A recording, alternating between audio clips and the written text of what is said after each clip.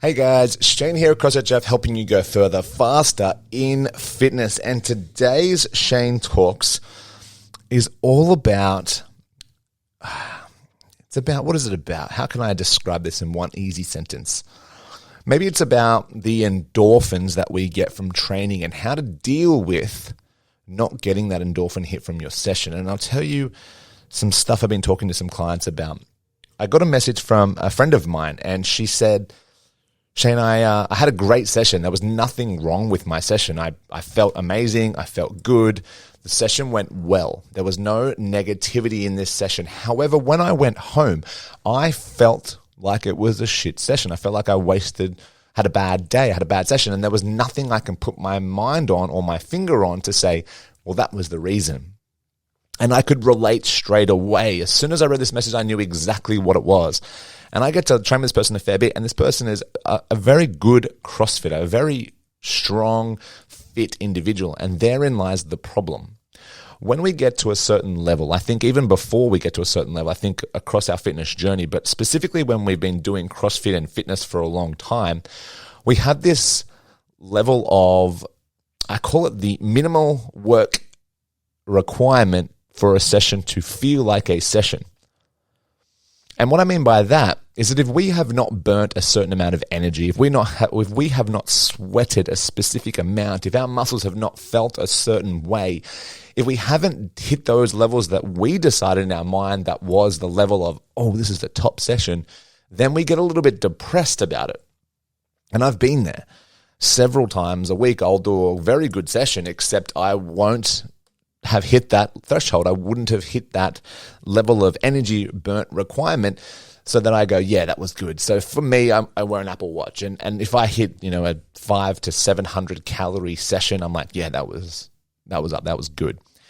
If though my intensity is off for whatever reason, might be a slower session, might be a heavier session, I might not be doing as much cardio-based work in that session, and I get less than 500, my assumption in my mind, or where my mind goes, is that the session was less valuable. And I need to remind you, and I need to remind my friend, that that isn't a great way of understanding whether or not a session is valuable or not. For example, today in our CrossFit programming, we have some bench press, some bent over row, and some lateral delt flies, right? Some very good quality muscular building movements. And that's going to be a lot less intensity than our usual program where we're running, jumping, skipping, burping, doing all sorts of things fast. You're going to burn a lot less energy. However, it doesn't mean that it's a less valuable session. We're building good quality muscle tissue. We're building good quality neurological connections with our brain and our muscles. We're creating repetition standard. We are doing so many things that are positive in the session that a total amount of energy burnt is not the only way to decide whether or not a session was good. And the problem is, I think, when we get to a certain number, and I've got two thoughts in my mind. I'm trying to get them all at once for you guys, but here's the first one. If we don't get to a certain level of energy burn, I think our bodies just haven't registered that we've really trained. Because we're so used to burning a certain amount of time, our body's just like, well, did you even train today? And yes, we did. We elongated muscles, we contracted muscles, our ligaments, our tendons, our bones are all under stress, and that was training. That is the idea of training. Not every session has to be burn and forget. The other thing is, they say that the psychology behind movement and training, it is very much connected. If you are feeling a little depressed, if you're feeling a little down, they say that it depends sometimes on how much you've moved your body. If you move your body less in a day, your levels of depression can be higher, or you can experience more symptoms of depression if you are not moving. And that makes sense, because when I've been in my troughs of depression and I've felt the highest levels of anxiety and all those sorts of terrible symptoms that I sometimes go through now and have gone through quite significantly in the past, most of the time I sat on my ass and did nothing and slept, or I went back to bed, or I didn't get out of bed. And some days I didn't even leave my bedroom an entire day. It was morning, the sun would come up and the sun would set and I would still be laying in my bed. So I've been there, I've done that. And that was a weird thing, because if I had just moved my body to a certain level, then I would have felt great. And I think, though, that when we're now training all the time, because now we use training as a way of happiness, a way of building our bodies, and because we enjoy it, that if we don't hit a certain level of energy expenditure, then we start to really think that, we're not doing enough. We're sort of in those throes of mild, like these symptoms feel similar to, I feel a little bit depressed about my session. And not a great thing to think, because all that is a massive amount of energy that we haven't burnt, but not a bad thing. A lot of the time, and if I could do anything for people, sometimes it would be like, hey, slow down a little bit, stop pushing yourself so hard, stop trying to get to the end result within 1 hour. This is a 1 hour session. You're not going to get the goals in this 60-minute period, so chill, relax, take a step back, and just go easier. However, I understand why people push themselves. Like, it makes sense. I push myself. It makes sense that we do that. But don't get caught up in the fact that if you haven't pushed yourself and you haven't sweated your face off and you haven't destroyed all your muscles in a session, that it was a bad one.